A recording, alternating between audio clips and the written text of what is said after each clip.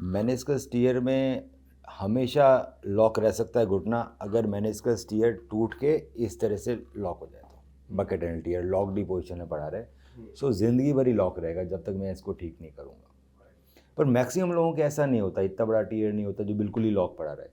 Maximum लोगों की दिक्कत आती है कि कभी कभी लॉकिंग हो रही है और बीच में उनको सिम्टम फ्री पीरियड है। क्यों? जिस दिन आपको लॉकिंग हुई उसमें एक पूरा मेनिस्कस नहीं, छोटा सा टुकड़ा टूट के लॉक हो गया, थोड़ी देर बाद अनलॉक हो गया, 5-7 मिनट फिर लॉक हो गया, फिर अनलॉक हो गया, फिर लॉक हो गया, फिर अनलॉक हो गया। तो ये सिम्टम्स आपको आएंगे, फिर ठीक हो जाएंगे, फिर आएंगे या ठीक हो जाएंगे। क्वेश्चन ये है कि आए क्यों भाई? वाई हैपन वन टाइम भी? मेनिस्कस नॉर्मल होगा तो एक बार भी नहीं आएगा ना बेटा। और जितनी बार सिम्टम आ रहे हैं उतना तुम्हारा मेनिस्कस और ख़राब हो रहा है। It is getting converted from repairable to non repairable. कि आप ज़्यादा उसको तोड़ के नहीं लाओगे तो मैं रिपेयर कर पाऊंगा, आप ज़्यादा घिस के ले आओ तो काट के निकालना पड़ेगा।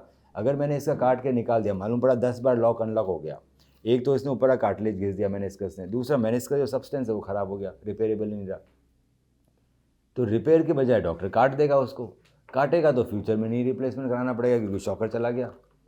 सो अगर एक बार भी सिम्टम आएगा मेरे घुटने के अंदर नी लॉकिंग का तो मैं अच्छी जगह से एमआरआई कराऊंगा और मुझे वहाँ दिख गया मेनिस्कस फटा हुआ है तो जैसे कि चमड़ी फटी हुई होती है, लोग टाँके लगवाते हैं, मैं चुपचाप टाँके लगवा लूँगा क्योंकि वो अपना आप तो हील नहीं होने वाला बेटा। और आपके साथ तो बहुत बड़े सिम्टम्स आ गए। और मेनिस्कस की सर्जरी को मैं सर्जरी मानता नहीं, टाँके लगाना है। ये फटा हुआ दिख रहा है आपको?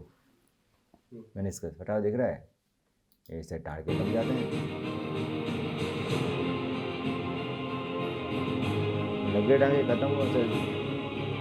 अब टाँका ही तो लगाया, कौन सा मैंने बोन काट दी, कौन से मैंने स्क्रू डाल दिए, धागे से टाँका लगा दिया जी। पर ये टाँका मुझे है ना घुटने के अंदर लगाना है और वो भी बिना चीरा दिए।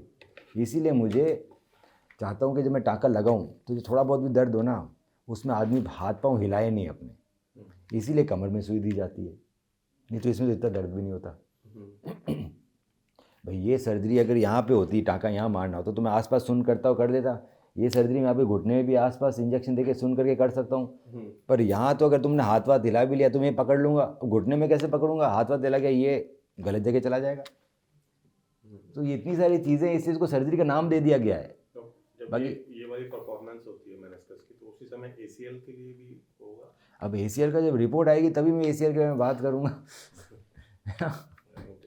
है ना, क्योंकि एसीएल कम्प्लीटली टॉर्न नहीं है बच्चे का, पार्शियली टॉर्न हो सकता है क्योंकि 1.3 एमआरआई टेस्ला है, 3 एमआरआई टेस्ला में। देखो सर वर्ल्ड के अंदर 7 टेस्ला तक आ गया एमआरआई, हमारे इंडिया में भी 3 टेस्ला मैक्सिमम है। कोई लाएगा महंगी मशीन तो ज़्यादा टेस्ला भी आ जाएगा। तो उसमें मैं ढंग से मालूम, पर एसीएल के लिए सर्जरी की ज़रूरत नहीं है। अब मेनिस्कस के ये टाँके तो लग गए, अब ये टाँके तुम्हें तो आप ज़िंदगी भर नहीं चल सकते ना बेटा, मेनिस्कस तो खुद को चिपकना है ना। जैसे मैं चमड़ी में टाँके मारे तो खुद चमड़ी चिपकती है ना, टाँके का तो कोई रोल रह नहीं जाता 15 दिन के बाद। इसका रोल नहीं रहेगा ज़्यादा दिन तक, खुद ही को चिपकना है।